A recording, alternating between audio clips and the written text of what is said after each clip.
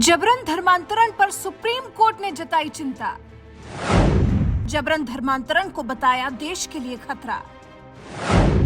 धर्मांतरण के मुद्दे पर केंद्र ने क्या किया काम, मांगा जवाब। सरकार कोई भी हो, सवाल तो पूछा जाएगा कि देश में जब जबरन धर्मांतरण के केस इतने ज्यादा बढ़ रहे हैं, हर गली सड़क नुक्कड़ पर आपको कोई ना कोई ऐसा जरूर मिल जाएगा जो आपको बताएगा कि उसके साथ धर्मांतरण हुआ है, वो भी जबरन धर्मांतरण। तो जब स्थिति इतनी गंभीर हो चुकी है तो इस जबरन धर्मांतरण वाले नासूर को खत्म करने के लिए आखिर केंद्र की सरकार ने किया क्या? देश की सर्वोच्च अदालत ने केंद्र सरकार से यही पूछा है। जबरन धर्मांतरण के मुद्दे पर सुनवाई करते हुए सुप्रीम कोर्ट ने कड़ी नाराजगी जताई है। सुप्रीम कोर्ट ने साफ कहा है कि अगर ट्राइबल एरिया में धर्मांतरण कराया जा रहा है तो यह अपराध है, सरकार को इस पर लगाम लगानी चाहिए। हालांकि इस पर केंद्र सरकार की तरफ से बोल रहे सॉलिसिटर जनरल तुषार मेहता ने सर्वोच्च अदालत को बताया कि मुद्दा सरकार की जानकारी में है और जवाब दाखिल करने के लिए बस कुछ समय चाहिए। इस मुद्दे की गंभीरता पर सुप्रीम कोर्ट ने कड़ा रुख दिखाया है। कोर्ट ने कहा है, जबरन धर्मांतरण बहुत गंभीर मुद्दा है। ये राष्ट्र की सुरक्षा और धर्म की स्वतंत्रता को प्रभावित करता है और जब मामला इतना गंभीर है तो फिर सुप्रीम कोर्ट ने केंद्र को जवाब तलब किया है।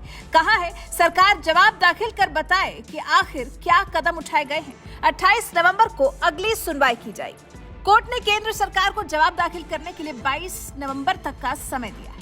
दरअसल सुप्रीम कोर्ट में याचिका डाली गई है जिसमें केंद्र और राज्यों से पूछने के लिए कहा गया है कि केंद्र और राज्यों में जबरन या धोखाधड़ी के जरिए धर्मांतरण को रोकने के लिए कड़े कदम उठाने के लिए कानून बनाया जाए। इसी याचिका पर जस्टिस शाह और जस्टिस हेमा कोहली की बेंच सुनवाई कर रही है। इसी साल 23 सितंबर को सुप्रीम कोर्ट के जस्टिस एमआर शाह की अध्यक्षता वाली बेंच ने गलत तरीके से धर्मांतरण के खिलाफ सख्त कानून बनाने की मांग पर नोटिस जारी किया था। याचिकाकर्ता अश्विनी उपाध्याय ने दबाव, लालच या धोखे से धर्म परिवर्तन करवाने वालों से सख्ती से निपटने की मांग की है। अश्विनी उपाध्याय ने अपनी याचिका में दबाव के चलते आत्महत्या करने वाली लावण्या के मामले समेत दूसरी घटनाओं का भी जिक्र किया है। अश्विनी उपाध्याय ने अपनी याचिका में कहा है, ये समस्या एक या दो प्रदेश में नहीं बल्कि पूरे देश में है। हालांकि कई राज्यों में जबरन धर्मांतरण के खिलाफ कानून बनाए भी गए हैं जिनमें कि मध्य प्रदेश, उत्तर प्रदेश, हरियाणा और कर्नाटक शामिल हैं। उत्तर प्रदेश की सरकार ने साल 2021 में गैर कानूनी तरीके से धर्मांतरण कराने को लेकर कानून लागू किया था। वहीं कर्नाटक में तो इसी साल कानून लागू किया गया है, लेकिन इसको राष्ट्रीय स्तर पर गंभीरता से लिया जाना जरूरी है। साथ ही उस लावण्या मामले को भी जान लेते हैं जिसका जिक्र कर अश्विनी उपाध्याय ने जबरन धर्मांतरण के दंश को देश के लिए घातक बताकर इस पर रोक लगाने की मांग की है। क्या है लावण्या मामला? तमिलनाडु के तंजावुर की 17 साल की छात्रा लावण्या ने इस साल 19 जनवरी को कीटनाशक पीकर आत्महत्या कर ली थी। इससे ठीक पहले उसने एक वीडियो बनाया था। उस वीडियो में लावण्या ने कहा था कि उसके स्कूल में उस पर ईसाई बनने के लिए दबाव बनाया जा रहा है। लावण्या ने अपने वीडियो में कहा था, मेरा school sacred heart hiring secondary मुझ पर ईसाई बनने के लिए दबाव बना रहा है। इसके लिए लगातार किए जा रहे उत्पीड़न से परेशान होकर मैं जान दे रही हूँ।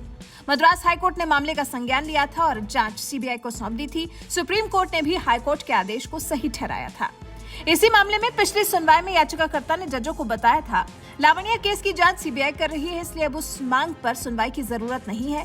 उस तरह की घटनाओं के पीछे छिपे कारणों को खत्म करना जरूरी है। फिलहाल अब यहाँ ये जानना जरूरी है कि केंद्र सरकार इस मामले में 22 नवंबर तक क्या जवाब दाखिल करती है। केंद्र सरकार इससे निपटने के लिए अपनाए गए कदमों की कौन से लिस्ट सुप्रीम कोर्ट में पेश करती है। वैसे आप जबरन धर्मांतरण के इस दंश से कितना परिचित हैं? कमेंट कर हमें जरूर बताएं।